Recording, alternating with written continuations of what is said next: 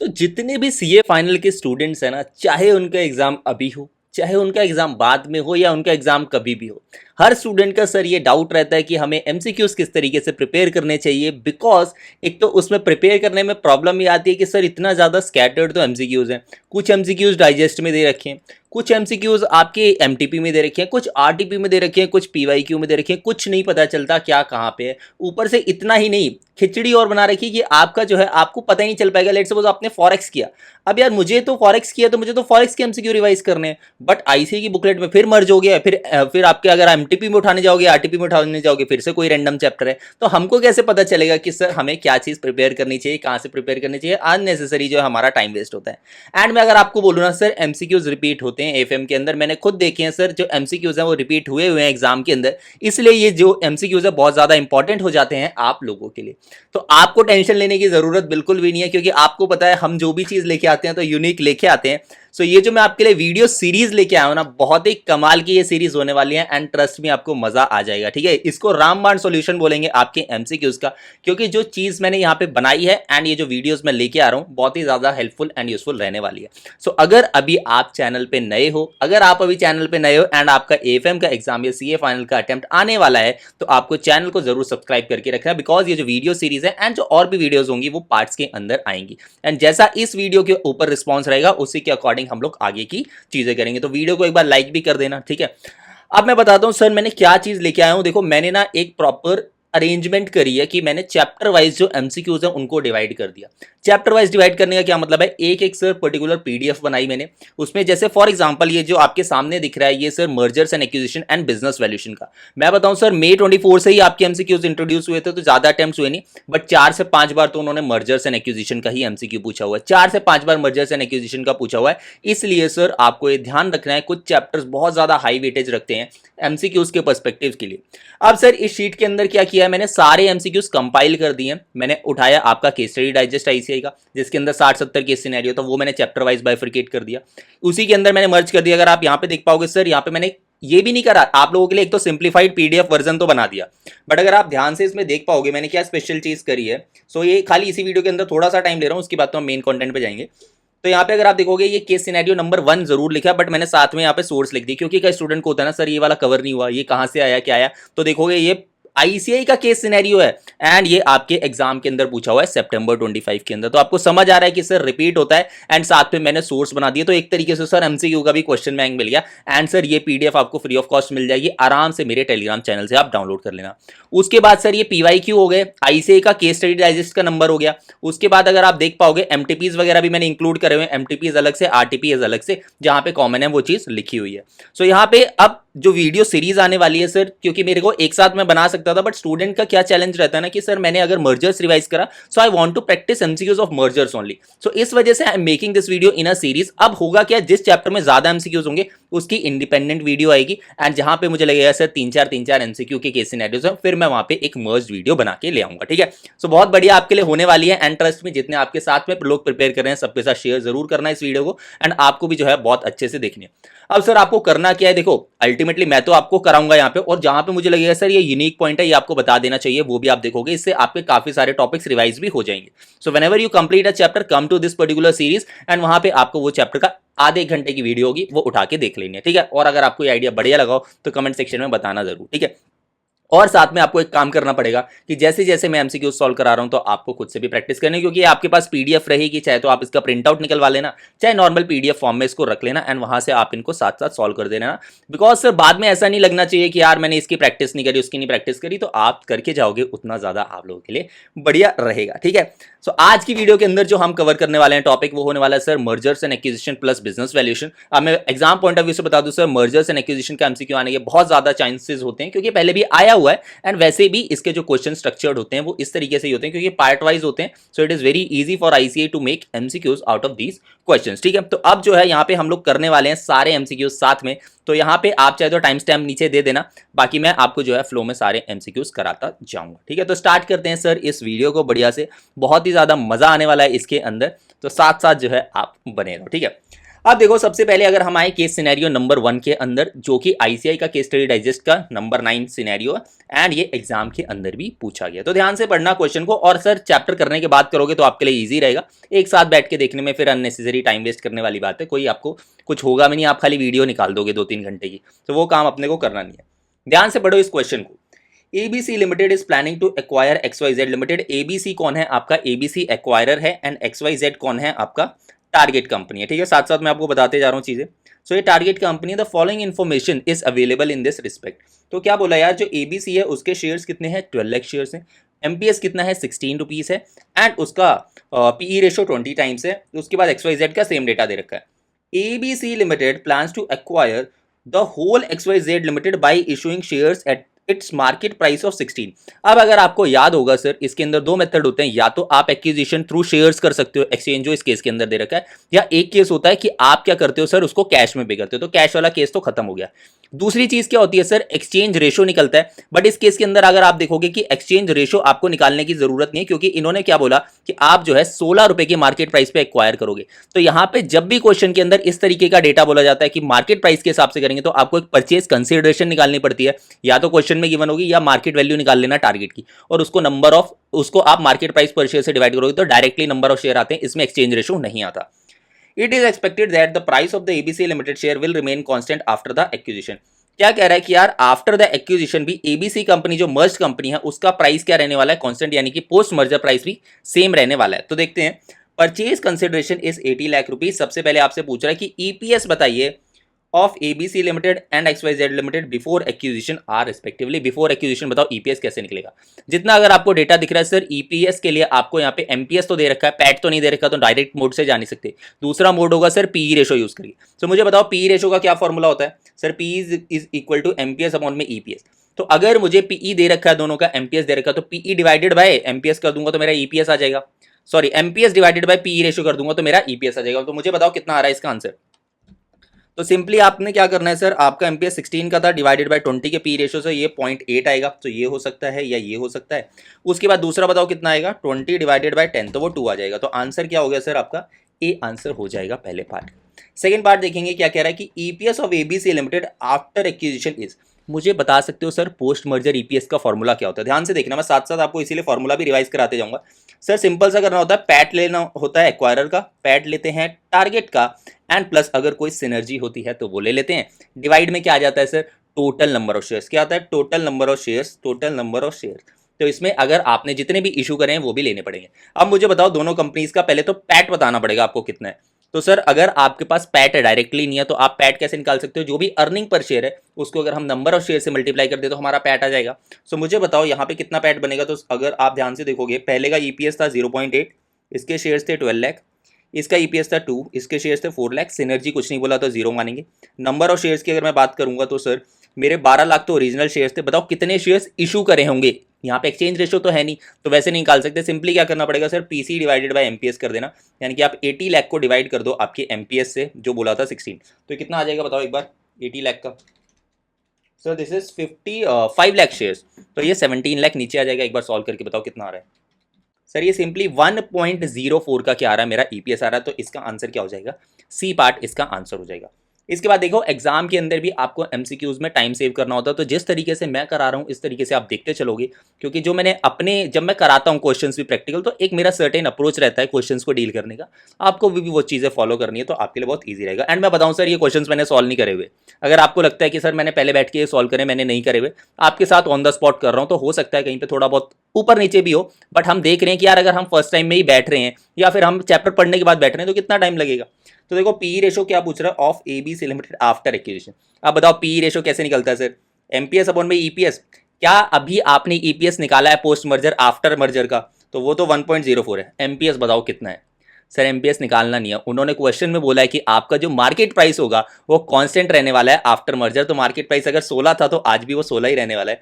तो मुझे बताओ इसका कितना आंसर आ रहा है सर, 15.38 टाइम्स। मुझे बताओ ये कोई डिफिकल्ट क्वेश्चन था सर, एग्जाम के अंदर 6 नंबर में पूछा हुआ है, 6 नंबर के अंदर पूछा हुआ है सितंबर 25 के अंदर एग्जाम के अंदर। क्या आप ये आराम से नहीं कर सकते, 2-4 मिनट का क्वेश्चन है, 6 नंबर आपको मिल जाएंगे। टाइम सेव करो अपने डिस्क्रिप्टिव पार्ट के लिए। एक बार इसका आंसर चेक करेंगे, ठीक है। 1 2 3 केस सिनेरियो 1 का क्या हमने निकाला है, ए C and B. Quickly check कर लेते हैं साथ में क्योंकि मैंने देखे नहीं है। So that is A, C and B. ठीक है जी, इसके बाद आ जाइए अगले केस सिनेरियो पे बढ़ते हैं हम। केस सिनेरियो 2 देखेंगे।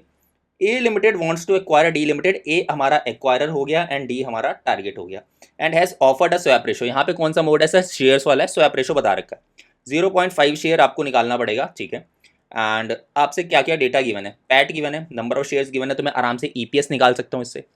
पीई रेशो गिवन है, एमपीएस भी मेरे को दे रखा है, कोई दिक्कत नहीं है। From the following information choose the correct. और वैसे मैं आपको बता रहा हूँ सर, यहाँ पे मैं करा रहा हूँ तो पहले मैं क्या करता हूँ, केस रीड कर लेता हूँ क्योंकि मुझे इतनी प्रॉब्लम नहीं आई। बट मैं आपको वैसे कह रहा हूँ कि सर एक बार क्विक बेसिस पे आपको क्या करना है, एमसीक्यूज रीड कर लें तो आगे से हम भी जो है यही वाला कर लेंगे जिससे आपको वो चीज़ प्रैक्टिस बन जाए। The number of equity shares are to be issued for acquisition of D limited. बताओ नंबर ऑफ शेयर्स किस तरीके से निकाले जाते हैं सर? कितने शेयर्स इशू करने हैं वो ऐसे होता है कि नंबर ऑफ शेयर्स ले लीजिए आप टारगेट कंपनी का, मल्टीप्लाई कर दीजिए एक्सचेंज रेशियो, तो आपको नंबर ऑफ शेयर्स मिल जाएंगे। तो बताओ कितने शेयर्स हैं यहाँ पे? तो अगर आप देख पाओगे सर, डी लिमिटेड के 7,20,000 शेयर्स हैं एंड 0.5 का अगर वो है तो 3,60,000 शेयर्स आपके आ जाएंगे। तो बी आपका आंसर हो जाएगा इस पार्ट का।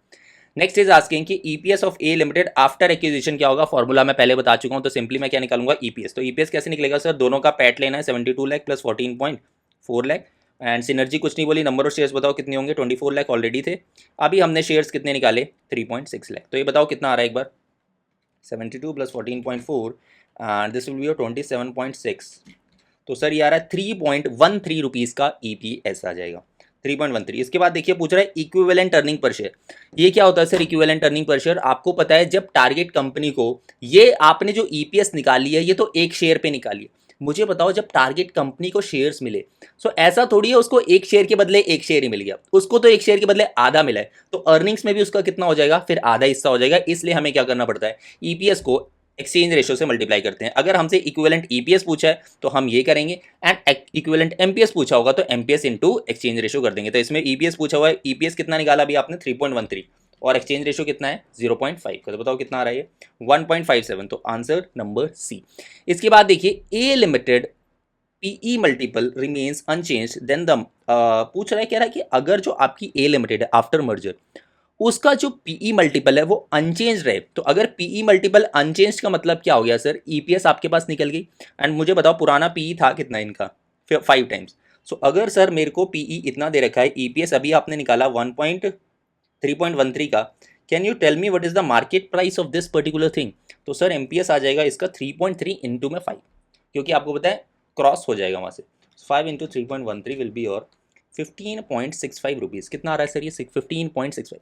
तो 15.65 है। मेरे से क्वेश्चन में क्या पूछा है? पूछ रहा है कि मार्केट कैपिटलाइजेशन बताओ। मार्केट कैपिटलाइजेशन बहुत सिंपल सी चीज़ होती है कि सर जितने नंबर ऑफ शेयर्स आउटस्टैंडिंग है इनटू में मार्केट प्राइस पर शेयर। तो बताओ कितना आंसर आएगा इसका? सो दिस इज 15.65 और number of shares post merger बताना, क्योंकि ये आफ्टर एक्विजिशन की बात आ रही है। तो मुझे बताओ post merger number of shares कितने जो आपने ऊपर ईपीएस के लिए यूज करें, विच is your 24 lakh plus 3.6 lakh, ये टोटल शेयर्स रहने वाले हैं मर्ज कंपनी के अंदर।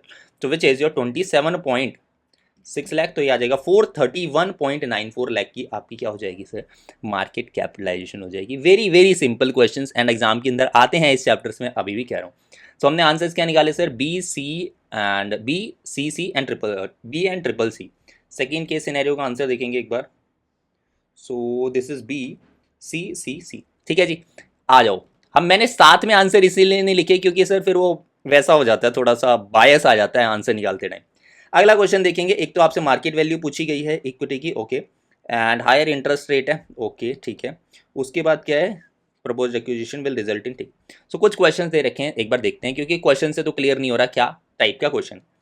The company ABC limited proposes to take over XYZ limited. ABC कौन हो गया सर? एक्वायरर, एंड XYZ कौन हो गया? Target company. The CEO of the company thinks that the share holders always look for earning per share. जो CEO है company का, उसको क्या लगता है कि यार ये जो शेयर होल्डर होते हैं इनको EPS बहुत ज़्यादा फर्क पड़ता है, तो EPS तो ये देखते ही है। Therefore, he considers the maximization of earning per share as इस कंपनी का ऑब्जेक्टिव। ये क्या कह रहा है कि इसका टारगेट क्या होता है कि EPS मैक्सिमाइज करो। वो कैसे होगा सर? जितने इसके नंबर, जितना इसका प्रॉफिट बढ़ेगा उतना इसका EPS बढ़ेगा। The following information is available in respect of ABC and XYZ। उसका नेट प्रॉफिट दे रखा है क्योंकि EPS के लिए काम आएगा, PE रेशो दे रखा है और ये दे रखा है। ठीक है जी, तो इससे नंबर ऑफ शेयर्स आप निकाल सकते हो आराम से। कैसे निकालोगे? क्योंकि सर PE रेशो दे रखा है और CMP दे रखा है, तो you can calculate EPS and अगर नेट प्रॉफिट को ईपीएस से डिवाइड कर देंगे तो मेरे नंबर ऑफ शेयर्स पे मैं चला जाऊंगा। The company is planning to borrow fund at the rate of 15% पर रेट ऑफ इंटरेस्ट। सर ये 15% पे क्यों बोरो करना चाह रहा है? क्योंकि सर ये कैश में पे करना चाहता होगा, क्योंकि अगर आपको कैश में पे करना पड़ जाए सामने वाले को, तो यार ऐसा थोड़ी मेरे पास घर में पैसा पड़ा हुआ है, अगर घर में पड़ा भी है तो भी तो मेरी अपॉर्चुनिटी कॉस्ट आएगी, तो अगर मैं बाहर से उठा के लाया तो मेरे से जो है ब्याज तो लिया जाएगा। And buys out the target company by the paying cash. देखो वैसे भी आगे बोल दिया उसने। Assume the tax rate is 30%। From the following information given above, choose the correct answer to the following question. What is the total market value of equity of XYZ Limited approximately? Total market value of equity कैसे निकलती है sir? Total number of equity shares into में market price per share। Sir market price तो दे रखा है यहाँ पे, कहाँ गया ये रहा, नंबर ऑफ शेयर्स नहीं दे रखे, तो वही बोला मैंने निकाल लो। इसका और इसका यूज करके पहले ईपीएस बताओ इसका कितना आ रहा है। तो सर आप क्या करोगे, market price divided by P ratio, तो दैट इज 170, और फिर इन दोनों का यूज करके क्या करोगे, नंबर ऑफ शेयर्स। तो बताओ कितने शेयर्स आ रहे हैं, 315 डिवाइडेड बाय 170। तो 315 डिवाइडेड बाय 170 ये आ रहा है आपका sir 1.853। So 1 point, so approx आ रहा है। What we will do is, so अभी 1.85 लिखते हैं, लेट्स सी कि कितना इन्होंने नंबर निकाला, बाकी एमसीक्यू है तो करेक्ट आ ही जाएगा। सो 1.85 लाख शेयर्स आपके हैं अगर, और इसका एक का मार्केट प्राइस कितना है 1700 रुपये, सो आपका कितना हो जाएगा sir 3145। So I can say 3150 हो जाएगा अप्रॉक्सीमेटली, क्योंकि वहाँ पे थोड़ा सा डेसिमल का डिफरेंस आएगा। नेक्स्ट क्या पूछा, क्योंकि आपसे पूछ रहा है कि suppose if X Y Z is borrowing funds at a higher interest rate to finance acquisition, will it will affect its EPS mainly due to. मुझे बताओ अगर इसने फंड्स जो हैं हायर इंटरेस्ट रेट पे बोरो करे, हायर इंटरेस्ट रेट पे बोरो करे, सो इसका जो ईपीएस इफेक्ट हो रहा है, ईपीएस क्योंकि इफेक्ट होगा क्योंकि आपको इंटरेस्ट पे करना पड़ेगा। ध्यान से समझना कैसे अफेक्ट होगा, क्योंकि सर जब आप ईपीएस निकालोगे इस केस के अंदर तो आपको पैट तो लेना पड़ेगा एक्वायरर का, पैट लेना पड़ेगा टारगेट कंपनी का, क्या करेक्ट बात है, और माइनस क्या करेंगे सर यहाँ पे जो इंटरेस्ट कॉस्ट आ रही होगी मेरी पोस्ट टैक्स। मुझे ध्यान से बताओ सर इस केस के अंदर मेरा ईपीएस क्यों इफेक्ट हो रहा है, क्योंकि ईपीएस का फॉर्मूला क्या हो गया, नंबर ऑफ शेयर्स, करेक्ट बात है। सो इसमें ये जो आपका पैट ईपीएस है ये क्यों अफेक्ट हो रहा है, बिकॉज सर आपकी इंटरेस्ट कॉस्ट ज़्यादा आएगी ना, और इंटरेस्ट कॉस्ट ज़्यादा होना पे आपको क्या दे रखा है, क्या ऑपरेटिंग प्रॉफिट बढ़ेगा, बिल्कुल नहीं sir. Increase in interest burden, जैसे ही आप हायर रेट पे चार्ज करोगे तो इंटरेस्ट बर्डन बढ़ जाएगा ना, बिल्कुल पहला ये तो सही है। Increase in market price wrong, increase in tax liability very wrong, तो आपका बी आंसर हो जाएगा इस केस का। इसके बाद देखिए क्या रहा है, suppose if ABC is offering about 4030 lakh to XYZ for the proposed acquisition, तो इसका क्या फर्क पड़ेगा। व्हाट इट इज आस्किंग, इसने आपको कैश अमाउंट दे दिया कि यार हम ना 4030 लाख का कैश पे करेंगे, बताओ इसका इंप्लीकेशन क्या आएगा ईपीएस पे। सर ईपीएस पे इस पे इंटरेस्ट लगेगा, मुझे बताओ दोनों का पैट क्या है, दोनों का पैट कितना आ रहा है। अगर आप देख पाओगे सर, एक तो ये 400 लाख है और ये 315 लाख है, एक बार निकालो कितना बनेगा आपका पोस्ट मर्जर ईपीएस, 400 प्लस 315 दोनों का पैट आ जाएगा, करेक्ट बात है। इसमें से माइनस कर देंगे इंटरेस्ट कॉस्ट, कितने रेट पे इंटरेस्ट है 15% पे। सो आप क्या करोगे, 4030 लाख पे कर रहे हैं, करेक्ट है। इस पे कितना ब्याज लगेगा आपका 15%, और वो भी सर पोस्ट टैक्स करना पड़ेगा 1 माइनस 0.30, पूरा थोड़ी पे करोगे, 70% ही तो जाएगा, बताना कितना आ रहा है।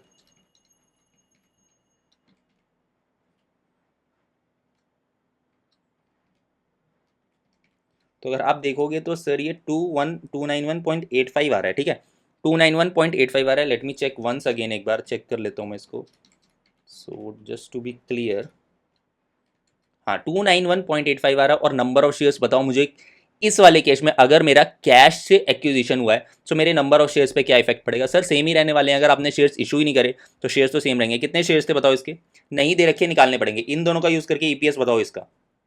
So this is 840 divided by 10.5, this is 80, and this is 400 divided by 80 is your 5 lakh shares, तो ये 5 लाख ही आएगा। तो मुझे बताओ एक बार इसका ईपीएस कितना बन रहा है। तो सर ये 58.37 रुपीज़ का ईपीएस आ रहा है, और पहले ईपीएस कितना था, 80 रुपीज़ का ईपीएस था। क्लियरली यहाँ पे क्या हो रहा है सर, डाइल्यूशन हो रहा है आपके ईपीएस का। 80 रुपये से कहाँ पे चले गए हो आप 58.37, ऐसा क्यों हो रहा है सर, क्योंकि आप ब्याज ज़्यादा पे कर रहे हो, क्योंकि आपका इंटरेस्ट कॉस्ट जा रहा है, तो ऑब्वियस सी बात है प्रॉफिट तो उड़ेगा। और प्रॉफिट उड़ेगा क्योंकि आपका फायदा तो हुआ, देखो जब दूसरी कंपनी एक्वायर करी प्रॉफिट तो बढ़ा, बट उससे ज़्यादा तो आपने ब्याज पे कर दिया, तो ऑब्वियस सी बात है आपका डाइल्यूट हो जाएगा। तो इसका बी हो जाएगा आंसर। देखो एक बार ए बी के सिनेरियो नंबर 3, ए बी के सिनेरियो नंबर 3, ए हो जाएगा, बी हो जाएगा और ये हो जाएगा। देखो 58.37 यहाँ पे आपका आ जाएगा। क्या बात क्लियर है? आगे आते हैं सर अगले केस सिनेरियो पे, केस सिनेरियो नंबर 4 पे। ध्यान से देखिए ये वाला question. P is studying the possible acquisition of Q. Again, this is acquirer, this is the target company. By way of merger, the following data are available. Firm दे रखी है आपको, कौन है? P लिमिटेड, Q लिमिटेड, उसका PAT दे रखा है, शेयर्स दे रखे हैं, EPS निकल जाएगा, MPS दे रखा है, बुक वैल्यू पर शेयर दे रखी है। लेट्स सी क्या पूछते हैं। The merger shall be gone through by exchange of equity shares and the exchange ratio is set according to the different weights। यानी कि किसका क्वेश्चन हो गया सर? एक्सचेंज रेशो का। बताओ एक्सचेंज रेशो किस तरीके से निकाला जाता है? सर टारगेट का पैरामीटर ऊपर आता है एंड नीचे कौन आता है? एक्वायरर का पैरामीटर आता है, क्योंकि मेरा कितना ज़्यादा वैल्यूएबल चीज़ है टारगेट की as compare to original target, ठीक है, ओरिजिनल एक्वायरर। और अगर ये मल्टीपल निकालने पड़ जाए अलग अलग तो क्या करते हैं सर? Weighted average. तब क्या कर देते हैं? उस केस में सर आपको ये वेटेड एवरेज कर देना, यानी कि रेशो निकालो जो भी रिस्पेक्टिव वेट्स हैं। जैसे ईपीएस को 50% दिया, एमपीएस को 25 दिया एंड बुक वैल्यू को, तीनों से निकाल लो एक्सचेंज रेशो और वेटेड एवरेज करके काम खत्म करो। लेट्स सी क्या क्वेश्चन दे रखा है। The swap ratio based on the given weight shall be. क्या स्वैप रेशो होगा? तो बहुत सिंपल सी चीज़ है सर। सबसे पहले आप ईपीएस के बेसिस पे निकाल लेना। सो ईपीएस के बेसिस पे चेक करो कितना आएगा। तो ईपीएस निकालो पहले तो दोनों का। सर ईपीएस कितना आ जाएगा इसका? 10 लाख डिवाइडेड बाय 2 यानी कि 5 एंड इसका कितना आ जाएगा? ईपीएस 6। ठीक है, बहुत सिंपल सा डिवाइड करके करा। सो ये क्या करना पड़ेगा सर? ईपीएस हो जाएगा 5 डिवाइडेड बाय 6 यानी कि 0.833 और इसका वेट कितना बोला है? 0.5। उसके बाद बताओ एमपीएस के बेसिस पे कितना हो जाएगा? 60 डिवाइडेड बाय वेट, हमारा क्यू टारगेट था ना, तो ये 0.833 नहीं आएगा, 6 डिवाइडेड बाय 5 आएगा क्योंकि उसका ज़्यादा है। तो 6 डिवाइडेड बाय 5 इज़ 1.2। एमपीएस के बेसिस पे क्या हो जाएगा? 60 डिवाइडेड बाय 75 यानी कि 0.8 और इसका वेट है 0.25। एंड लास्ट बताओ बीवीपीएस के बेसिस पे book value of target divided by book value of acquirer which is 105 divided by 210। तो ये 0.5 आ रहा है एंड इसका वेट कितना बोला है? 0.25। एक बार बताओ इसका वेटेड एवरेज कितना है?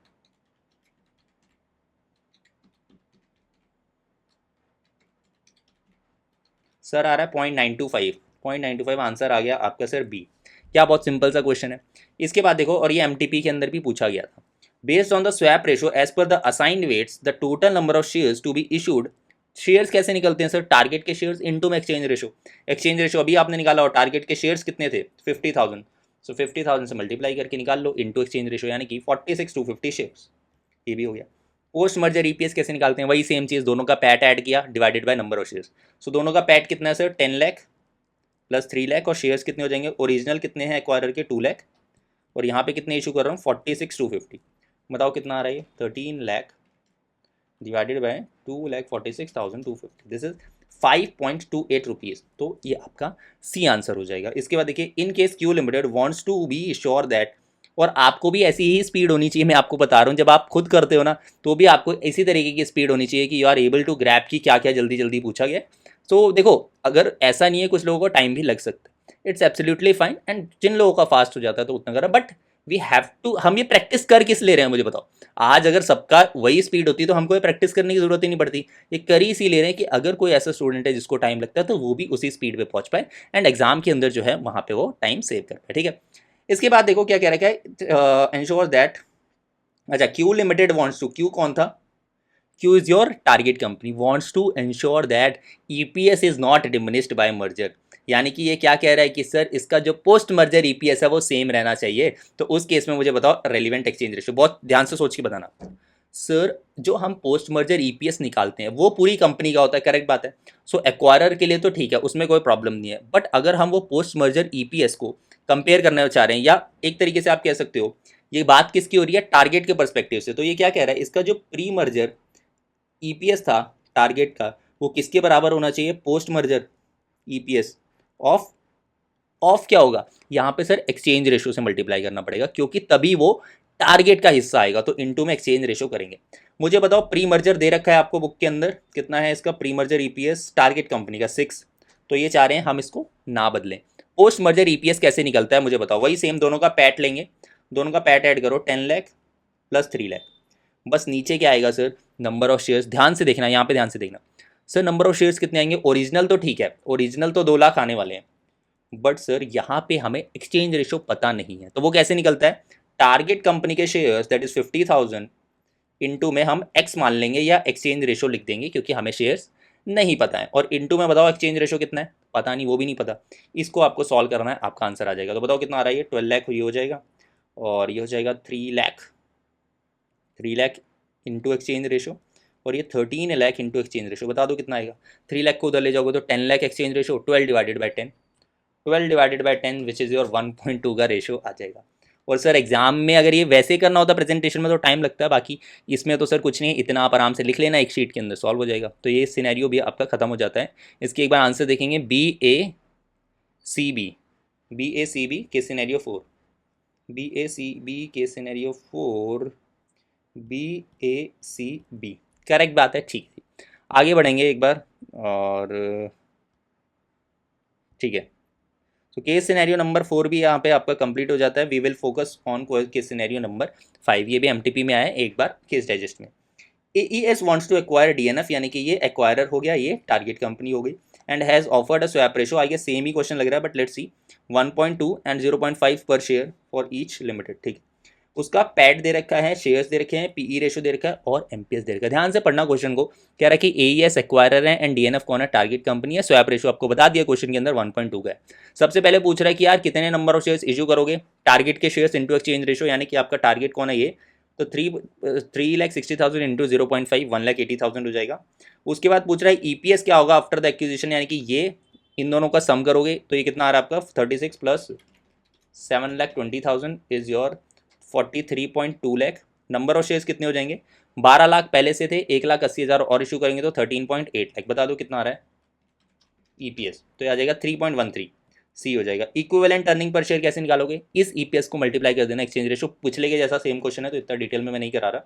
सो इंटू 0.5 किया तो सर ये 1.57 हो जाएगा। AES wants that if AES PE multiple remains unchange, तो आपको ईपीएस पता है और कह रहा है कि इसका पी रेशो सेम रहने वाला है, यानी कि पी रेशो कितना था 10। सो 10 का अगर मेरा पीई है, 10 का पीई है और एक्सचेंज रेशो कितना है बताओ मुझे सर, इसका एक्सचेंज रेशो नहीं, इसका ईपीएस कितना है, so EPS is 1.57। Can you tell me the market price, can you tell me the market price कितना हो जाएगा सर 15.7, सॉरी 15.7 नहीं, ये तो अच्छा 3.13 था ना, सो हो जाएगा 31.3 रुपीज़, क्योंकि वो इक्विवेलेंट था। ये ईपीएस इतना है तो 31.3 रुपीज़ आंसर हो जाएगा। ये क्वेश्चन कंप्लीट हो जाता है। सो इसका B, C एंड C वही सेम क्वेश्चन है बिल्कुल, एक बार फिर भी चेक कर लेते हैं केस सिनेरियो नंबर 5 को। सो B एंड C ये भी हो गया, ठीक है जी। अगले MCQ पे बढ़ेंगे हम लोग, केस सिनेरियो नंबर 6 पे। ये भी आपको ध्यान से देखना है। अच्छा ये भी सेम ही क्वेश्चन है, देखो मैंने कहा ना इतना कुछ है नहीं जितना हमने बना रखा है, बट प्रैक्टिस करना स्टिल ज़रूरी है, और अगर आप करते हो खुद से प्रैक्टिस तो उतना ज़्यादा आप लोगों के लिए बेटर तो वो चीज़ रहने ही वाली है, ठीक है। The company X proposes to take over, why the CEO thinks that the shareholders look for EPS and therefore he considers maximization of earnings। वही सेम क्वेश्चन आपको दे रखा है, क्या पूछा है कि 15% पे अगर बोरो करेंगे the target company bye paying cash. अच्छा ध्यान से, पर इसमें थोड़ा सा फर्क है इसलिए ये क्वेश्चन आपको देखना पड़ेगा।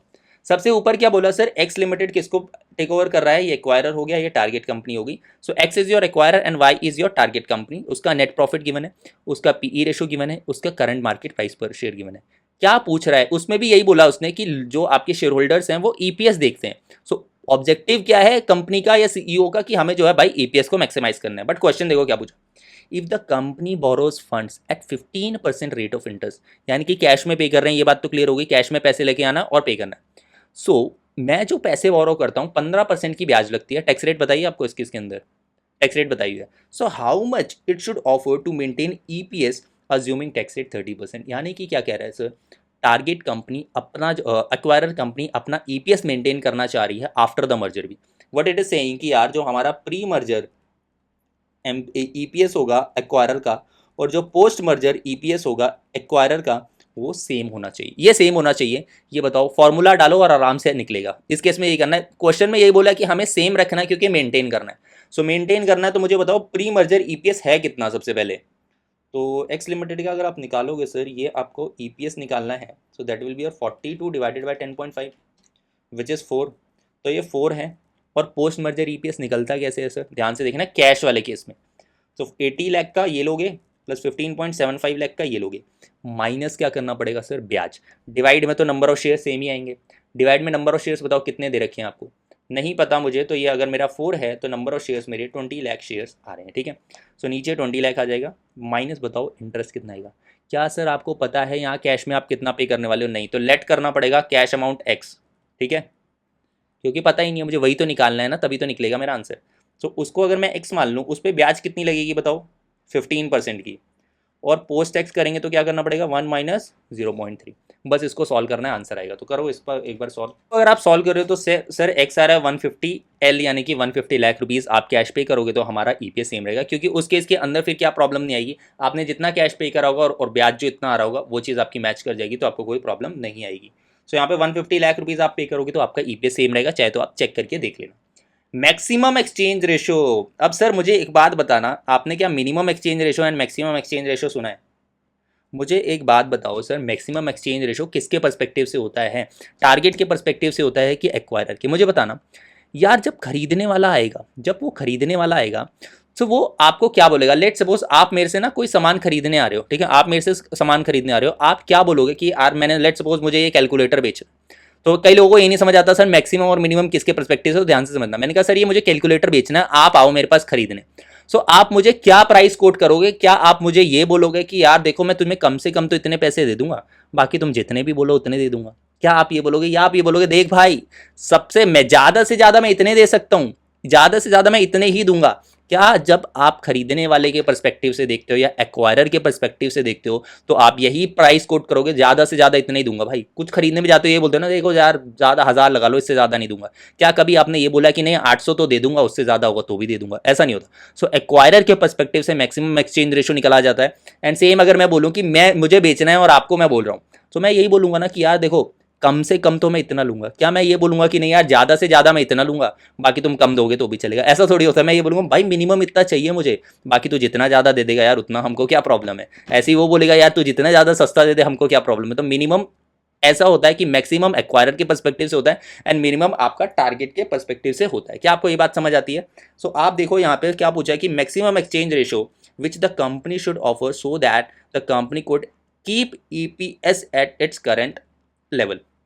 यानी कि ये क्या कहना चाह रहा है कि सर मैं अपना ईपीएस को मेंटेन करना चाह रहा हूँ, सो मैं कितना एक्सचेंज रेशो दूँ? तो बहुत सिंपल सी चीज़ है कि सर मेरा जो ईपीएस होगा, एक्सचेंज रेशो का मतलब क्या हो गया सर? कैश की बात नहीं हो रही, अब शेयर्स की बात हो रही है। कैश में एक्सचेंज रेशो थोड़ी होता है। सो ईपीएस ऑफ एक्वायरर जो होगा प्री वाला, वो मेंटेन करना चाह रहा है पोस्ट में भी एक्सचेंज रेशो के केस में। बताओ प्री मर्जर कितना है इसका ईपीएस? सो 4 का इसका ईपीएस था, अगर ये मेंटेन करना चाह रहा है पोस्ट में, बताओ कितना होगा? वही 80 लाख तो रहेगा ये ऊपर, प्लस 15.75 लाख। अब कोई ब्याज नहीं माइनस होगा, अब कोई ब्याज नहीं माइनस होगा, सिंपली आपके नंबर ऑफ शेयर्स आएंगे। सो 20 लाख ओरिजिनल थे और आपको कुछ शेयर्स इशू करने पड़ेंगे एक्सचेंज रेशो के बेसिस पे। तो बताओ कितने शेयर्स इशू होंगे? तो इसके शेयर्स निकालने पड़ेंगे पहले। तो आपको कितने आ रहे हैं? ये 85 divided by 10 which is 8.5 and this is 15.75 divided by 8.5। सो कितने शेयर्स आ रहे हैं? इसके कितने आ रहे हैं? क्या there is some issue, that is 8.5 आ रहा है and this is 15.75 divided by 8.5, तो ये 1.85 ही आ रहा है, ठीक है। ये 1.85 लाख शेयर्स आ रहे हैं इसके।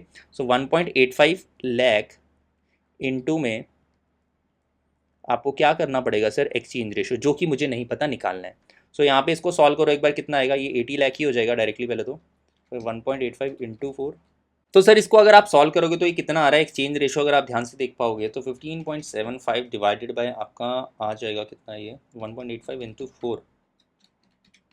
सो दिस इज योर 2.128 आ रहा है मेरा। वो क्यों आ रहा है? क्योंकि सर यहाँ पे राउंडिंग ऑफ मैंने कर दी है, बाकी एग्जैक्ट निकालोगे तो इतना आएगा। और नियरेस्ट कौन सा आ रहा है इसके अंदर आंसर? सो ये 2.125 आ रहा है, तो आपका आंसर कौन सा हो जाएगा सर? बी पार्ट आंसर हो जाएगा। इसके बाद पूछ रहा है बताओ कितने शेयर्स इशू करोगे? तो शेयर्स इशू कैसे निकलते हैं सर? टारगेट के शेयर्स विच इज 1.85 और मेरा वो कितना है एक्सचेंज रेशो, दैट इज 2.125। बताओ कितने शेयर्स आ जाएंगे? 2.125 इंटू में 1.85 shares which is your 3.93 something आ रहा है। तो अगर आप देखोगे तो ये ए आंसर इसका हो जाएगा। तो ये बढ़िया क्वेश्चन था, फिर भी मैं कह सकता हूँ थोड़ा सा इंटरेस्टिंग था। सो ये हो जाएगा sir C B and A. C B and A देखो एक बार इसका answer, C B and A. So C B and A, क्या बात क्लियर है सर? बिल्कुल। अब देखना एक बार मुझे ज़रूर बताना सर स्पीड के ऊपर कि इसकी स्पीड हम लोग थोड़ी कम करें या इतनी ठीक है, ठीक है, क्योंकि अल्टीमेटली सर हमको कवरेज तो बढ़िया से करनी है। तो देखो उसके बाद क्वेश्चन नंबर 7, अच्छा क्वेश्चन है ये, आपका बायबैक का टॉपिक थोड़ा सा क्लियर हो जाएगा यहाँ से, तो ध्यान से देखना। SM Limited has a market capitalization of 3000 crore, तो मैं यहाँ पे डेटा लिखूंगा एक बार, मार्केट कैप कितनी दे रखी है मुझे 3000 crore rupees. The current EPS कितनी दे रखी है मुझे 200 rupees with a PE ratio of 15, PE ratio दे रखा है 15, तो कैन यू कैलकुलेट यहाँ से एमपीएस आराम से। उसके बाद क्या कह रहा है, तो ये करंट एमपीएस बताओ दोगे आप मुझे, करंट मार्केट प्राइस कितना आ रहा है sir, EPS into PE ratio कर लो तो आपका मार्केट प्राइस निकल आएगा। तो दिस इज 3000 रुपीज़। अच्छा 3000 की कैप भी है और 3000 ही है, तो शेयर्स बताओ कितने आ रहे हैं फिर। मार्केट कैप अगर 3000 करोड़ है और एक शेयर का प्राइस भी 3000 है, तो 1 करोड़ शेयर्स है मेरे, ठीक है। The board of director is considering a proposal to buy back 20%, तो बाय बैक कितने करने हैं, 20% इज योर 20 लाख शेयर्स। क्या ये भी बात क्लियर है, ठीक है। At a premium which can be supported by the financial of the company. Obvious सी बात है कि सर अगर आप मार्केट में किसी को शेयर खरीदने जाओगे तो उसका वैसे भी 3000 रुपये भाव है, तो वो 3000 में थोड़ी दे देगा आपको, तो वो बोलेगा यार इससे ज़्यादा दो मुझको, क्योंकि भाई जिसको ज़्यादा पकड़ा भारी है वो ज़्यादा पैसे मांगेगा। तो वो कह रहा है शेयर होल्डर क्या तुमको अच्छा वापस खरीदने हैं तो मेरे को ज़्यादा पैसे दो, यानी कि मैं क्या करूँगा बायबैक प्रीमियम लूंगा इनसे कि मेरे शेयर प्राइस जो चल रहा है उससे ज़्यादा पैसे दो भाई मुझे, तभी मैं तुमको शेयर वापस करूंगा। बायबैक का सिंपल सा यही लॉजिक है कि भाई दूसरी कंपनी के जो अब मेरी कंपनी के शेयर्स ऑब्वियसली मार्केट में आज, तो मैं इनको वापस कर लूंगा। और इसका इफेक्ट क्या पड़ेगा सर, मेरे नंबर ऑफ शेयर्स कम हो जाएंगे। ध्यान से देना इफेक्ट क्या पड़ता है बायबैक का, क्या मेरे नंबर ऑफ शेयर्स आउटस्टैंडिंग कम हो जाएंगे, बिल्कुल, क्योंकि मैंने बायबैक कर लिए। बट दूसरा इफेक्ट इसका क्या पड़ेगा सर, जो पैसा आप इसको पे करोगे क्या वो आपको ब्याज में लेके आना पड़ेगा, बिल्कुल। जो आप बायबैक अमाउंट आएगी आपकी, जो आप वापस पैसे खींच रहे हो उस पर आपको इंटरेस्ट पे करना पड़ेगा। एंड जैसे ही इंटरेस्ट पे करना पड़ेगा क्या आपके प्रॉफिट्स कम होंगे, और अगर प्रॉफिट्स कम होंगे तो आपका ईपीएस भी वहां पे इफेक्ट होगा। तो एक बार देखेंगे, क्योंकि ईपीएस का ये नहीं कह सकते सर ऑब्वियसली कम होगा, बिकॉज नंबर ऑफ शेयर्स भी साइमल्टेनियसली कम हो रहे हैं, ऊपर इफेक्ट देखना पड़ेगा कितना आ रहा है। दी board aspects post buyback market price पर शेयर, तो आपको यहाँ पे क्या बोला सर, ये जो पोस्ट बायबैक मार्केट प्राइस है यानी कि आफ्टर बायबैक एमपीएस दे रखा है आपको डायरेक्टली कितना 3057 का, और इसने बोला कि पोस्ट बायबैक आफ्टर बायबैक जो पीई रेशो होगा वो भी सेम रहने वाला है, यानी कि पीई रेशो अगर अभी 15 है तो बाद में भी 15 रहने वाला है। मुझे बताओ पीई रेशो का यूज करके कैसे एमपीएस निकाल सकते हैं, बहुत सिंपल है सर, पोस्ट मर्जर ईपीएस निकाल लो, मल्टीप्लाई बाय पीई रेशो कर दो तो एमपीएस आएगा। अब आपको एमपीएस तो पता है, पीई रेशो भी पता है, पोस्ट मर्जर ईपीएस नहीं पता, तो उसका हम फॉर्मूला लगा लेंगे, ठीक है। देखो will be same, the company proposes to fund a buyback, और यही क्वेश्चन आता है सर बायबैक में, ये आप समझ लो इतना ही आता है। The company proposes to fund the buyback by availing 8% bank loan since available resources are committed for, यानी कि मेरे पास घर में पैसा नहीं पड़ा, मुझे तो 8% की ब्याज में पैसा लेके आना पड़ेगा। सो वो चीज़ है। एंड मेरा टैक्स रेट कितना 30%, क्योंकि ब्याज पूरा नहीं देना पड़ेगा, उसमें टैक्स का बेनिफिट मिलेगा।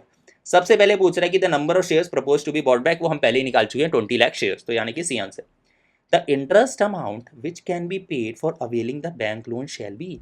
अब सर ये इंटरेस्ट की अमाउंट निकलेगी कैसे, क्योंकि मुझे यही नहीं पता मैंने बायबैक कितने रुपए में करा, क्या आपको पता है कितने रुपए में बायबैक करा, नहीं पता। सो मैं क्या यूज़ करूंगा, मैं इन दोनों का यूज़ करूंगा। मुझे बताओ आफ्टर बायबैक जो मार्केट प्राइस है वो कैसे निकला होगा, पीई रेशो में, एंड ये जो मेरा ईपीएस आएगा पोस्ट बायबैक, क्या करेक्ट बात है, ईपीएस इंटू पी रेशो करते हैं तो एमपीएस आता है।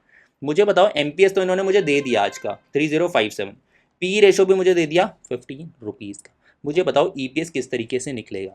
सर अगर आप बायबैक कर लोगे शेयर्स तो क्या उसका प्रॉफिट में कोई फर्क पड़ेगा, प्रॉफिट्स में तो कोई शेयर फर्क नहीं पड़ेगा। तो मुझे बताओ प्रॉफिट कितना आ रहा है इस केस के अंदर, तो सर अगर आप प्रॉफिट देखोगे तो पैट कितना है मेरा, can you tell me the PAT.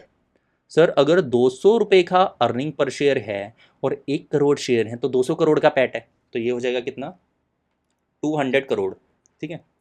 So this will be your EPS निकाल रहा हूँ मैं 200 करोड़। मुझे बताओ पोस्ट मर्जर शेयर्स कितने आ रहे होंगे, 0.8 करोड़, क्योंकि 1 करोड़ शेयर थे 20 लाख चले गए होंगे तो 0.8 करोड़, ये भी ठीक है। माइनस क्या करोगे सर यहाँ पे, क्योंकि सर जब मैंने बायबैक करा तो मुझे कुछ ब्याज पे करनी पड़ेगी, तो मुझे बताना सर मुझे ये नहीं पता कि मेरा कितना इंटरेस्ट अमाउंट बनेगा, तो मैं डायरेक्टली क्या करूँगा, ये इंटरेस्ट ही लिखता हूँ मैं यहाँ पे। इंटरेस्ट आता है या पोस्ट टैक्स, ठीक है, इंटरेस्ट आता है या अमाउंट, पोस्ट टैक्स आता है ये।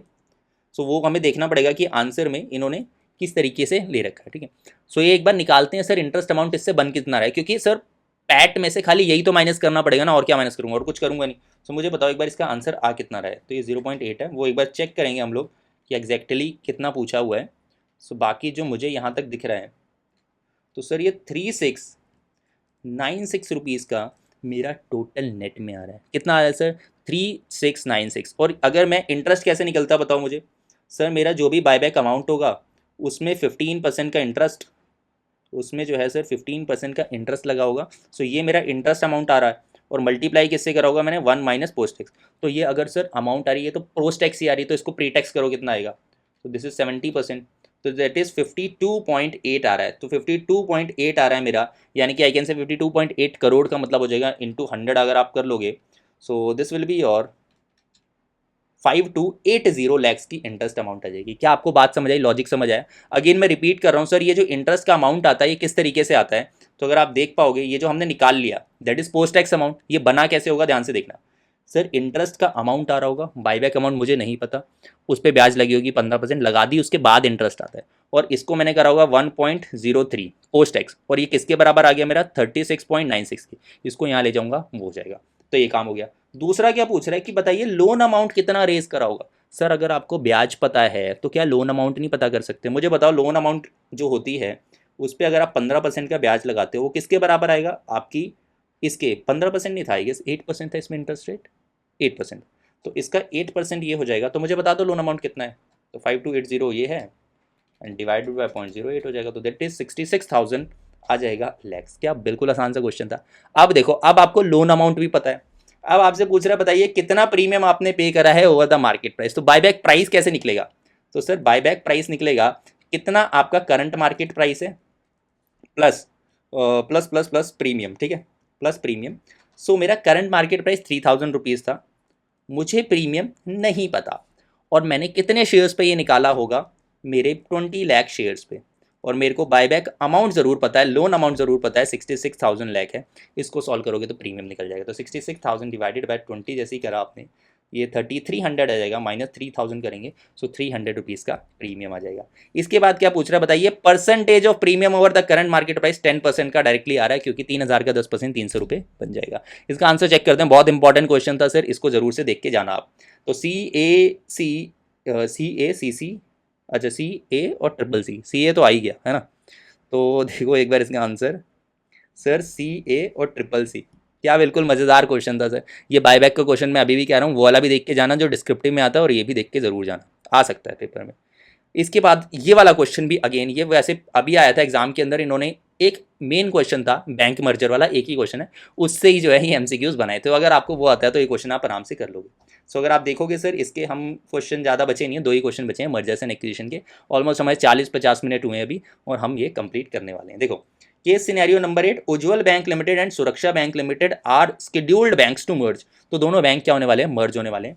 UBL is a strong private sector, ये स्ट्रॉन्ग है with a stable capital adequacy, while SBL has a negative CRAR due to heavy NPS। अब यहाँ पे ना बहुत ध्यान से देखना, इसके अंदर एक पॉइंट आएगा, तो सर ये कितना आ रहा है SBL, ये हो गया UBL एंड ये हो गया SBL, ठीक है। Data of both the banks is as follows, data of both the banks is as follows, तो उसका एक तो आपको बुक वैल्यू पर शेयर दे रखा है, कोई दिक्कत नहीं है सर, मार्केट प्राइस पर शेयर दे रखा है, कोई दिक्कत नहीं है सर। इसका अगर आप देखोगे ना CRAR, इसका CRAR कितना दे रखा है सर, 12 और -2, क्या दे रखा है सर, 12 और -2। ध्यान से देखना सर, नेगेटिव का मतलब सिंपल है कि अगर आपका सर नेगेटिव में होगा तो एक्सचेंज रेशो में माइनस कर देना, ठीक है। क्योंकि मुझे बताओ अगर मेरा पॉजिटिव होता है तो मैं इसको वेटेड एवरेज में ऐड करके इसको ज़्यादा वेट दे देता हूँ, तो ऑटोमेटिकली मेरा जो रेशो है वो बढ़ जाता है, बट इसका नेगेटिव होता है तो पेनल्टी डिडक्ट होगी ना। अगर प्लस में होता है ये तो आपका ये ऐड होता है, तो अगर माइनस है तो निकलेगा सेम तरीके से, बट मैं उसमें से क्या कर दूंगा, ये वेटेड एवरेज में माइनस का साइन लग जाएगा, तो ऑटोमेटिकली वो माइनस हो जाएगा।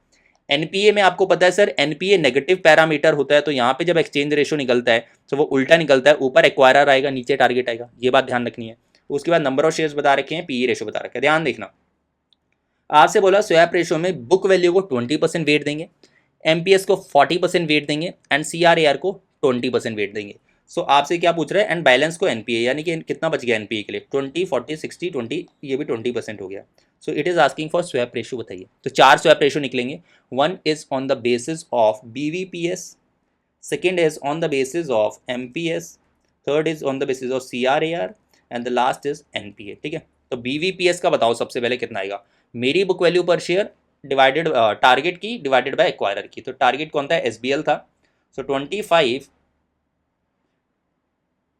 Given for 1 share of UBL shares of SBL, SBL ही था ना, ठीक। तो एसबीएल है 25 डिवाइडेड बाय 50 विच इज मेरा 0.5 आ रहा है, और इसका वेट कितना है 20%, वेटेड एवरेज की काम आएगा।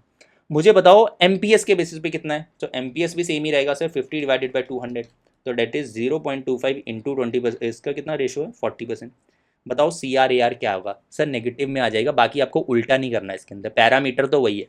सो आपका क्या हो जाएगा 2/12, 2/12 तो ये आ जाएगा -0.17, ठीक है, 2 डेसिमल तक ले रहा हूँ मैं, तो 0.17 हो जाएगा। इसका वेट कितना है 20%। तो सर कुछ नहीं, ऑटोमेटिकली नेगेटिव में जाएगा तो इसको कम रेशो हो जाएगा। NPA में बस उल्टा करना पड़ेगा, ऊपर आएगा टारगेट एक्वायरर का, नीचे आएगा, क्योंकि सर नेगेटिव पैरामीटर है इस वजह से हम ऐसा करते हैं। सो आपका 2/12 हो जाएगा, सो ये 0.17 हो जाएगा, और ये 20%। ये अगर आप देखो वेटेड एवरेज में ये दोनों तो वैसे ही खत्म हो रहे हैं आपस में, तो निकालने की वैसे भी जरूरत नहीं है, वो प्लस माइनस करके सेट ऑफ हो जाएंगे। तो 0.5 इंटू आप कर सकते हो 20% एंड 0.25 इंटू कर सकते हो 40%। तो ये कितना आ जाएगा बताओ, 0.2 का रेशो आ है। क्या सिंपल सा, बहुत बच्चों की गलती हुई थी इस क्वेश्चन के अंदर, तो ये आप ध्यान रखना। Based on swap ratio total number of shares issued by, कई लोगों ने क्या किया, इस रेशो को उल्टा कर दिया था, ऐसा कुछ करने की जरूरत है नहीं, क्योंकि सर सिंपल सी चीज़ है ना। देखो अगर CRAR मेरा पॉजिटिव होता तो मेरा रेशो बड़ा हुआ आता, इसका नेगेटिव है मतलब गलत है ना, तो माइनस हो जाएगा, वो बहुत सिंपल था। Based on the swap ratio, कितने शेयर्स आप इशू करोगे, तो टारगेट के शेयर इंटू एक्सचेंज रेशो 0.2 का अगर वो है, और 20,000 शेयर्स है तो 4,000 आ जाएगा ये शेयर्स, ठीक है। इसके बाद क्या पूछ रहा है, post merger earning per share बताइए कैसे निकलेगी। सर टोटल शेयर्स 4,000 ये हो गए और 50,000 ये हो गए, तो यानी कि पोस्ट मर्जर 54,000 शेयर्स आएंगे, और ऊपर पैट दोनों का आ जाएगा, सिनर्जी कुछ नहीं बोली। पैट पता है क्या मुझे, पैट पता है क्या मुझे इस केस के अंदर दोनों का, नहीं पता है सर, बट मुझे पीई रेशो पता है और नंबर ऑफ शेयर्स पता है, पीई रेशो पता है और नंबर ऑफ शेयर्स पता है। सो आपको उस इनडायरेक्ट रूट से जाना पड़ेगा। मुझे बताओ अगर पीई रेशो पता है और एमपीएस पता है, तो मुझे क्या ईपीएस बताओगे दोनों का। तो सर यूबीएल का ईपीएस आएगा MPS divided by PE ratio, यानी कि 200 डिवाइडेड बाय 20 10, एंड एसबीएल का एसबीएल का कितना हो जाएगा 50 डिवाइडेड बाय 10 यानी कि 5। तो अब आप सिंपली पैट निकाल सकते हो, यानी कि 10 इंटू में 50,000 प्लस 5 इंटू में 20,000, तो बस ये हो जाएगा आपका पोस्ट मर्जर। निकाल दो आपका कितना है, तो 10 into 50,000 5 into 20,000, so sir this is coming as 54, यानी कि 11.11 आपका आंसर आ जाएगा। सो ये अच्छा क्वेश्चन था, एग्जाम के अंदर उन्होंने बनाया, वैसे देखो डिफिकल्ट नहीं था, बट स्टूडेंट्स को डिफिकल्ट लगा था। मैं आपको अभी बता रहा हूँ। और सर प्रॉब्लम क्या होती है, मैं आपको लॉजिक ये बताता हूँ। क्योंकि जैसे अगर आप देखोगे फर्स्ट पार्ट के अंदर इन्होंने स्वैप रेशो निकलवाया, उसी स्वैप रेशो के बेसिस पे सेकंड पार्ट में नंबर ऑफ शेयर्स निकलेंगे, और उसी नंबर ऑफ शेयर्स के बेसिस पे ईपीएस निकलेगी। तो अगर आपने कहीं पे भी गलती करी तो 6 के 6 नंबर चले जाएंगे, फिर कोई स्कोप बचता नहीं है। इसलिए इन क्वेश्चंस में आपको ध्यान रखना पड़ता है, हर एक पार्ट जो है आप बहुत अच्छे से देख के कर रहे हो, ठीक है। तो केस सिनेरियो 8 हो जाता है, इसके आंसर देख लेते हैं एक बार, B D and A. So B D and A, B D and A. Last question देखेंगे, ये हमारा मर्जर्स एंड एक्विजिशन का लास्ट एमसीक्यू होने वाला है। सो आई गेस ये तो वैसे हमने करा हुआ है, लेट्स सी एक बार। PE is studying possible acquisition of K Limited which is also in the same industry by way of merger. The following data are available. उसका पैट दे रखा है, नंबर ऑफ शेयर दे रखे हैं, BVPS दे रखा है, ठीक है। Board of director of both the companies are in the process of negotiating the terms of the proposed merger. In case P Limited considers to buy out by paying in cash, then it shall borrow the funds at the rate of 15% per annum. यानी कि अगर cash में पे करेगा तो 15% पे उठाना पड़ेगा पैसा। Both companies are in the tax bracket of 35%। सबसे पहले क्या पूछा है इसने, in case P Limited wants to sure that EPS is not diminished by the merger, the relevant ratio to be to achieve the same objective। तो यहाँ पे थोड़ा सा डिफरेंस है एक दो पार्ट के अंदर, तो ध्यान से देखना। कह रहा है कि इन केस P Limited चाहता है कि उसका, P Limited कौन था, एक्वायरर, एक्वायरर चाहता है कि उसका जो EPS है वो डिमिनिश ना हो, तो यानी कि पोस्ट मर्जर और प्री मर्जर EPS सेम होना चाहिए। तो प्री मर्जर बताओ कितना है मेरा EPS।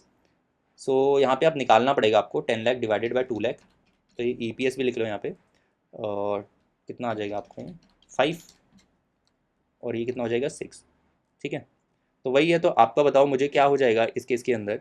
सो मेरा कितना मेंटेन करना है P Limited को 5 का, और यहाँ पे क्या आएगा बताओ, दोनों का पैट आएगा पहले तो, यानी कि 10 लाख प्लस 3 लाख, नीचे नंबर ऑफ शेयर्स आएंगे विच इज़ 2 लाख प्लस 50,000 इन 2 में एक्सचेंज रेशो। सॉल्व करोगे तो कितना आ जाएगा ये, सर ये सिंपली आ जाएगा आपका, तो सर इसको सॉल्व करेंगे तो कितना आ जाएगा, ये 10 लाख आएगा, ये 2.5 लाख आएगा एक्सचेंज रेशो, एंड ये आपका 13 लाख आएगा। तो सॉल्व करोगे तो ये कितना आ रहा है आपका आंसर 3 डिवाइडेड बाय 2.5। तो सर ये 1.2 का एक्सचेंज रेशो हो जाएगा। पूछ रहा है कि टाइप ऑफ मर्जर बताइए, तो यहाँ पे अगर आप देखोगे सर सेम इंडस्ट्री में जब मर्जर होते हैं तो उसको हॉरिजॉन्टल मर्जर करा जाता है, बाकी अगर आप चेन में मर्जर करते हो तो वो वर्टिकल हो जाता है। बाकी थ्योरी का क्वेश्चन है, सेम स्टेज पे तो हॉरिजॉन्टल होता है, ये तो बहुत बेसिक सी चीज़ है, तो आपका ए आंसर हो जाएगा। इसके बाद देखिए पूछ रहा है कि suppose if P limited is exchanging its share on 1-to-1 basis. इसका क्या मतलब होता है 1-to-1 बेसिस का? सर हर एक शेयर के बदले में एक शेयर इशू करने वाला हूं, यानी कि क्लियरली अगर आप 50,000 शेयर है तो आप 50,000 शेयर अपने दे दोगे। And the post merger there is no change in P ratio of the company then the post merger market cap. तो सर जब भी आपको ऐसे क्वेश्चन में बोला जाए कि भाई पीई रेशो सेम रहने वाला है, ये होने वाला है, तो उस केस के अंदर आपको एमपीएस निकालना होता है बेसिस पीई रेशो। और वो कैसे निकलता है sir? PE ratio multiply by post merger EPS. Post merger EPS आप ले लेते हो, आपका काम हो जाता है। और पी रेशो आपको बोला सेम ही रहने वाला है, सेम कितना हो जाएगा पी रेशो? तो sir we have to calculate P ratio in this case. तो 75 का अगर ये था डिवाइडेड बाय 5 करूंगा तो कितना हो जाएगा 15। तो 15 का पी रेशो रहने वाला है। और मेरे से पूछ रहे हैं बताइए पोस्ट मर्जर ईपीएस कैसे निकलेगी। तो सर इस केस के अंदर अगर आप 1:1 में ईपीएस निकाल लेना तो कैसे निकलेगी? और total profit 13 lakh divided by total shares कितने हो जाएंगे? 2,50,000, क्योंकि सीधा 1:1 है। सो 2.5 लाख। इसको एक बार सॉल्व करो कितना आ रहा है। तो सर ये 78 रुपीज़ का मेरा प्राइस आ रहा है। तो 78 रुपीज़ का प्राइस है और टोटल शेयर्स मेरे 2.5 लाख है। तो बता दो कितना मार्केट कैप है? 195 लाख रुपीज़ की मार्केट कैप हो जाएगी इसकी। Suppose if P limited is offering 35 lakhs to Q limited. Suppose if P limited is offering 35 lakh to Q limited for the proposed acquisition it will result in. यानी कि इसने एक बात बोली आपको कि यार आप ना ये शेयर्स वगैरह छोड़ो, हम ना 35 लाख रुपए आपको देंगे। कितने देंगे? 35 लाख रुपीज़ आपको देते हैं। तो आप हमको ये बताइए कि इस केस में मेरे ईपीएस पे क्या फर्क पड़ेगा। तो कैश वाला केस हो गया। कैश वाले केस में पोस्ट मर्जर ईपीएस कैसे निकलता बताओ? सिंपली दोनों का पैट लेंगे which is 13 lakh minus 35 lakh पे इंटरेस्ट कॉस्ट आएगी 15% के हिसाब से पोस्ट टैक्स, ठीक है, डिवाइडेड बाय टोटल शेयर्स तो ओरिजिनल ही रहेंगे क्योंकि शेयर्स इशू नहीं करे। सो 35 लाख पे एक बार इंटरेस्ट निकालो कितना आ रहा है।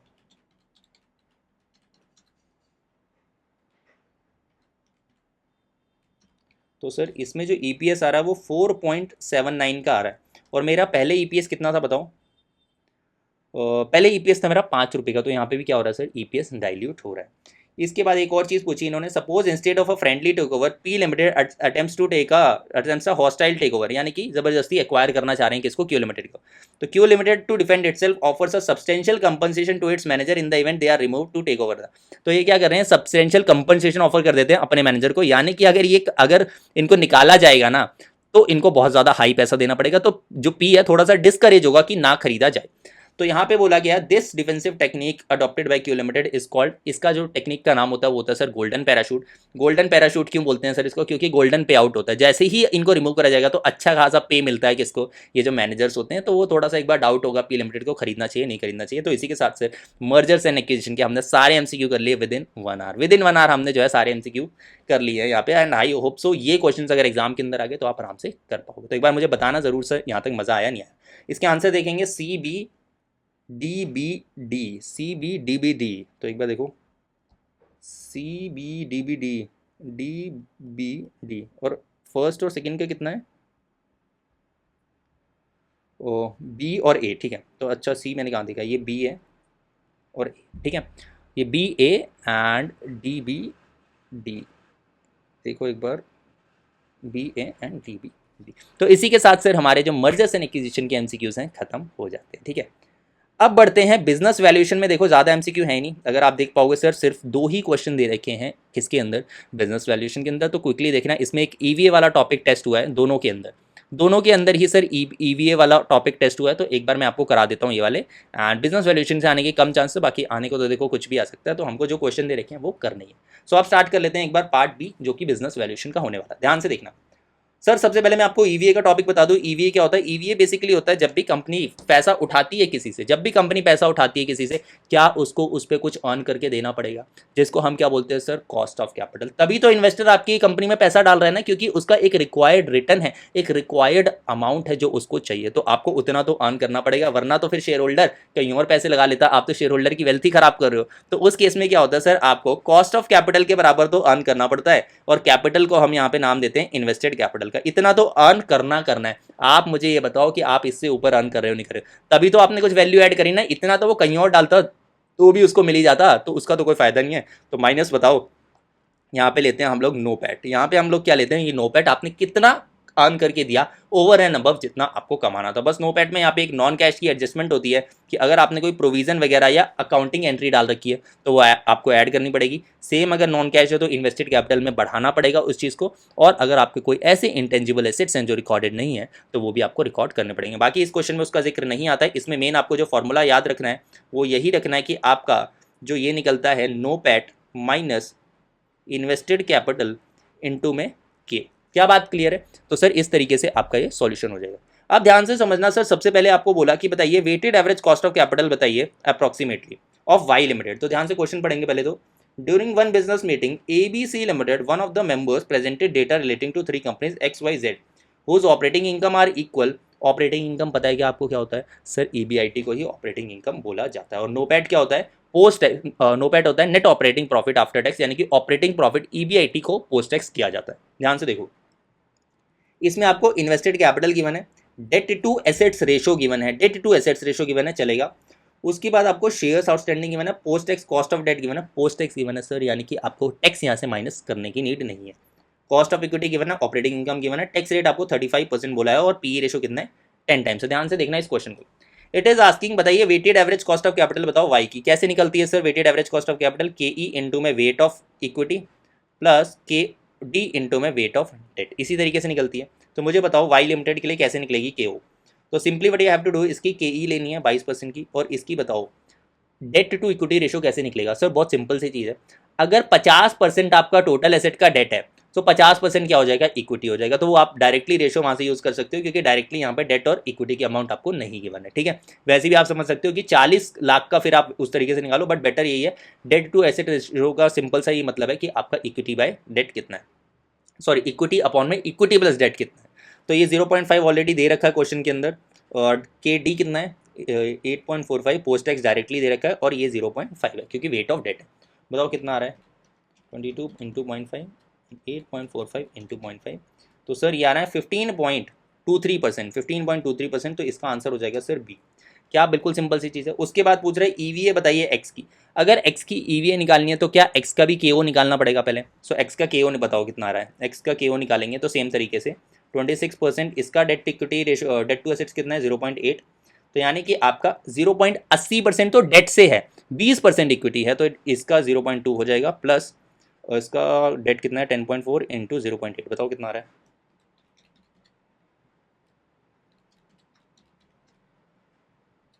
तो सर ये 13.52% आ रहा है मेरा ये। इन्वेस्टेड कैपिटल मुझे ऑलरेडी गिवन है, कितनी है? ये गिवन है। सो 40 लाख इंटू में 13.52%, और मेरा नोपैट बताओ कितना है, यानी कि EBIT को पोस्ट टैक्स करना है।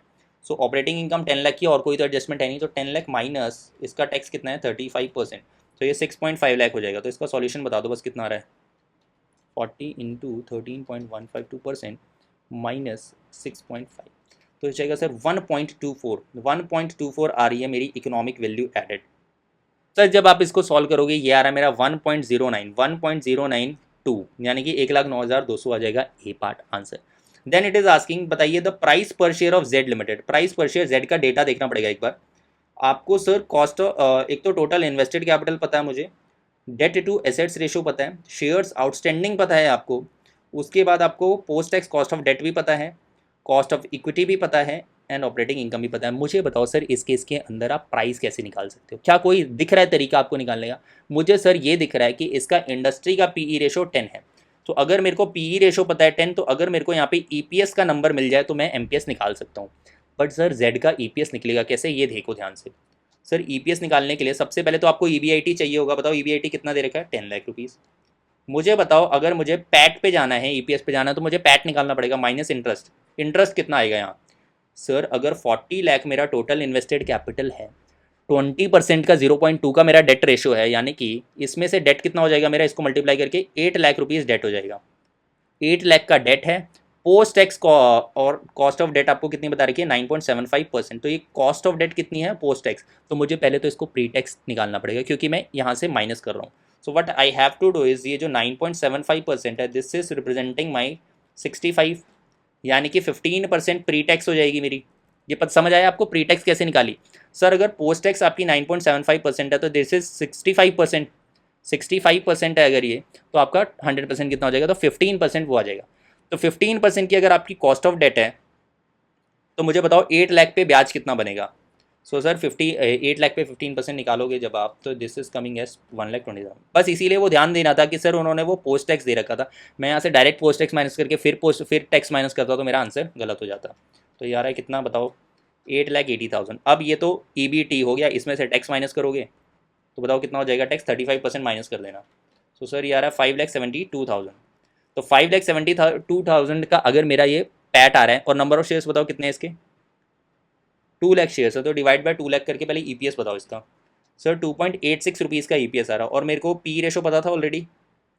Where is my PE ratio in this case, 10 rupees का PE रेशो है एंड 2.86 का ये है, तो आपका प्राइस कितना हो गया सर, 28.60 रुपीज़ का प्राइस हुआ।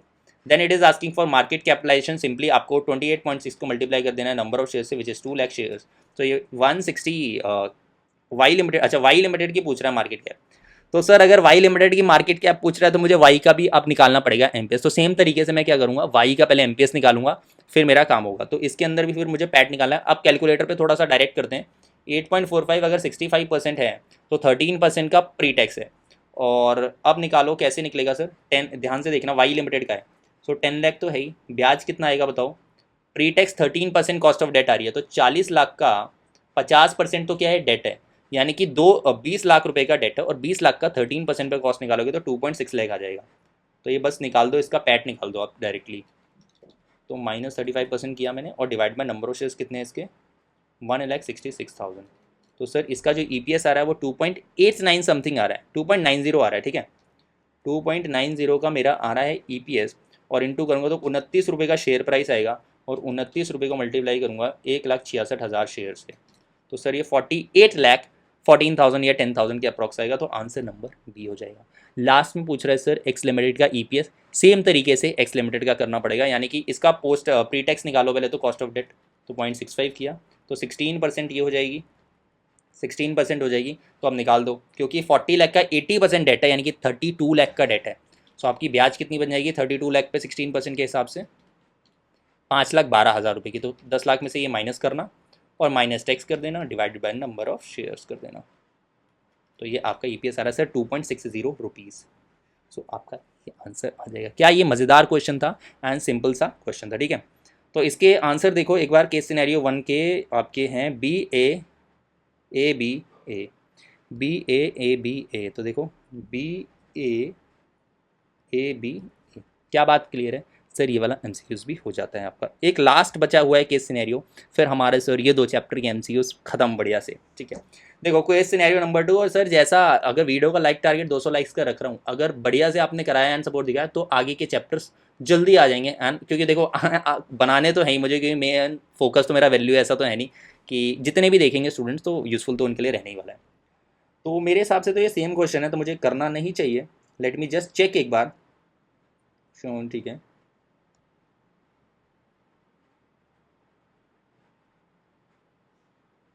अच्छा हाँ देखो बिल्कुल सेम क्वेश्चन है, तो ये जो है आप होमवर्क के अंदर कर लेना, ये रेफरेंस में कर लेना, बिकॉज इसके अंदर खाली डेटा डिफरेंट है।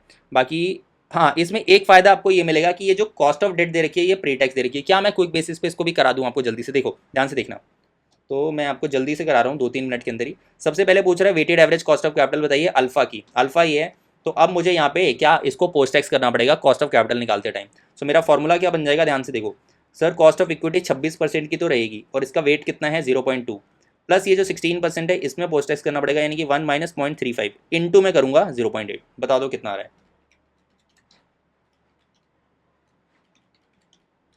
ये आ रहा है 13.52%, 13.52% आ जाएगा। पूछ रहा है EVA बताइए बीटा लिमिटेड की, इसकी केओ निकालनी पड़ेगी, यानी कि इसकी केओ कितनी आएगी 22% इंटू में 0.5 प्लस 13%, 1 माइनस 0.35। आपको समझ आ गया ना, 1 माइनस 0.35 यहाँ पे क्यों कर रहे हैं, क्योंकि ये प्रीटैक्स दे रखी है। सो 1 माइनस 0.35, और इसका कितना है ये 0.5, तो ये कितना आ रहा है बताओ, 13 माइनस 45% इंटू 0.5 एंड 22 इंटू 0.5, तो ये आ जाएगा सर 15.23%, ठीक है। 15.23% आ रहा है। EBIT आपको दे ही रखा होगा, इसको पोस्ट टैक्स कर लो, 5 लाख माइनस 35%, तो नो पैट कितना हो जाएगा 3,25,000 का, माइनस इसमें से मल्टीप्लाई कर देना इन्वेस्टेड कैपिटल, यानी कि 20 लाख इंटू 15.23%, 20 लाख इंटू में 15.23% माइनस 3,25,000, तो सर ये आ रहा है 20,400 रुपये आ रहा है, यानी कि 20,500 रुपये। बी इसका आंसर हो जाएगा। पूछ रहा है प्राइस पर शेयर बताइए गामा लिमिटेड का, गामा का प्राइस पूछा है, तो अब आपको सिंपली क्या करना पड़ेगा, अब यहाँ पे डायरेक्टली प्री टैक्स ही दे रखा है, तो वो एक एक्स्ट्रा स्टेप भी करने की जरूरत नहीं है। सो इसमें से जो डेट हो जाएगा आपका 4 लाख रुपये का डेट है, 15 लाख के हिसाब से ब्याज आएगी, तो 4 लाख पे 15% के हिसाब से कितनी होगी, 60,000 रुपीज़।